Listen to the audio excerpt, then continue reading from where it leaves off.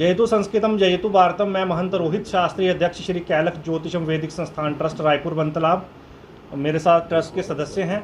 और हर वर्ष श्रावण पूर्णिमा के दिन जो है संस्कृत दिवस मनाया जाता है और इस वर्ष 19 अगस्त को मनाया जाएगा।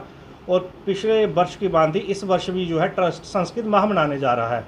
इसका अर्थ है कि एक माह जो है पूरे संस्कृत के कार्यक्रम होंगे और जिसका शुभारंभ 23 जुलाई मंगलवार को सुबह 11 बजे पक्काडंगा पुलिस स्टेशन के बाहर हम निःशुल्क 5000 पौधों का जो है वितरण कर ये मनाने जा रहे हैं। और इसके एक माह अलग अलग कार्यक्रम होंगे, संस्कृत के सेमिनार होंगे, ड्रग्स के खिलाफ रैली होगी और साइबर क्राइम के ऊपर जो है बच्चों के कंपटीशन होंगे, कबड्डी के मैच होंगे और भी अन्य कार्यक्रम होंगे।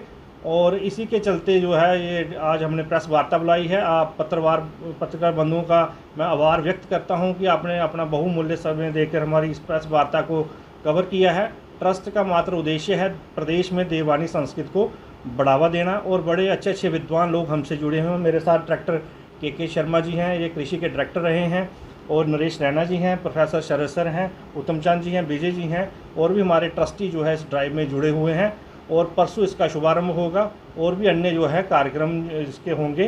तो आपसे आग्रह है कि हमारे इस कार्यक्रम को कवर करें। और जम्मू कश्मीर की भूमि देववाणी संस्कृत के विद्वानों की भूमि रही है और एलजी साहब के आने से देववाणी संस्कृत भाषा को काफ़ी बढ़ावा मिला है। जिस प्रकार माता वैष्णो देवी में संस्कृत विभाग नहीं था, उन्होंने उसकी हमारे आग्रह पर उसकी स्थापना की और कटरा गुरुकुल की सीटें बढ़ाई और भी कार्यक्रम चल रहे हैं। और जल्द ही मुझे लगता है प्रदेश के स्कूलों में छठी से संस्कृत भाषा भी प्रारंभ होगी, इसका भी जो है कार्य चल रहा है। लगता है ऐसे कार्यक्रम कर युवाओं पर प्रभाव पड़ता है, संस्कृत की तरफ इंटरेस्ट क्रिएट होता है उनका?